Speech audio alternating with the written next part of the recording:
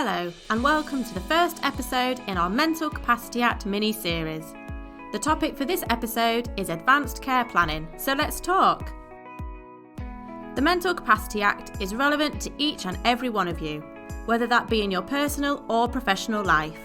One of those ways is through advanced care planning. The Mental Capacity Act empowers and enables us to make our own decisions for our own futures. Imagine if in the future you lost capacity to make a decision regarding your future care. Then ask yourselves these questions. Who would make that decision on my behalf? Is there somebody who I would really want to make that decision? Or on the flip side, someone who I really wouldn't want to make that decision for me? What would be important to me? What care or treatment would I want or not want? And the biggest question, who knows my views on this? We tend as a society not to talk about the future. Is it simply because we are so busy we don't stop to think about it? Is it because it frightens us? Are we in denial? Is it a taboo? Either way, effective communication, being open and honest, is quite often the starting point for anything. We need to be brave, take the time to stop to think about and plan our futures, but most importantly, let's talk about it. Write down your wishes and shout them from the rooftops. If relevant people don't know, how can we possibly expect them to uphold our wishes? So once we've decided to take the leap into planning our futures, how do we formally record it?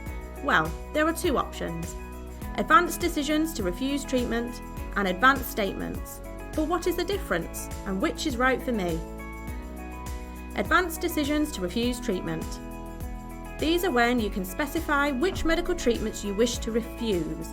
You are not able to state which medical treatments you do want to receive. You could, for example, refuse all life-sustaining treatment if that is your wish. Your advanced decision would also need to clearly specify the circumstances in which you want your refusal to apply, and it must also be in writing that your decision stands even if it results in your life being at risk or shortened, if this is what you wish. Believe it or not, an advanced decision to refuse treatment does not need to be completed with a solicitor. It just needs to be written clearly, signed, and witnessed by another. If you are physically unable to sign, someone can sign on your behalf. However, that person could not also be your witness. You must also be 18 or over and have capacity to make the specific decision when you put it in place. But how do I know that my advanced decision will be listened to, I hear you ask? Your advanced decision to refuse treatment will be legally binding if you lack capacity to consent to medical treatment, it covers the circumstances you are in at the time, it covers the treatment in question, and there is no reason to suggest you may have changed your mind since putting your advanced decision to refuse treatment in place. A word of warning though, if you make a health and welfare lasting power of attorney after you made your advanced decision to refuse treatment, your attorney may be able to override your decision. If you wouldn't want this to happen, specify your advanced decision in your lasting power of attorney documents. But I would question any lasting power of attorney who would want to clearly override your advanced decision. Okay, so what about advanced statements? Well, these are your preferences, beliefs, and values about your future care. These are incredibly helpful if in the future you lose capacity to make decisions about your care.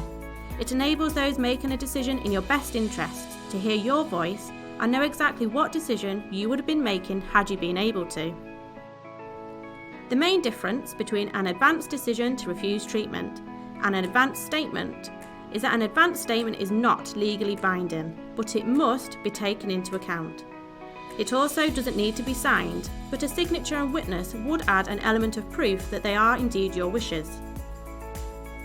The most important thing, whether you are making an advanced decision to refuse treatment or an advanced statement, is that you talk about it. Let everyone know you've made it, professionals, friends and family, and please get it added to your health and social care records. One of the hardest parts of making a decision in someone's best interests is not often knowing what the person would have wanted the decision to be. I'm fairly confident that all of us have a view on our own futures, so let's make it known. Let's take control. And let us not forget, we also need to be sharing this message with those people we support. When we are having conversations with individuals, perhaps reviewing care plans with them, let's encourage them to talk about their future wishes and record them. So what are we waiting for? Let's talk! Thank you for listening.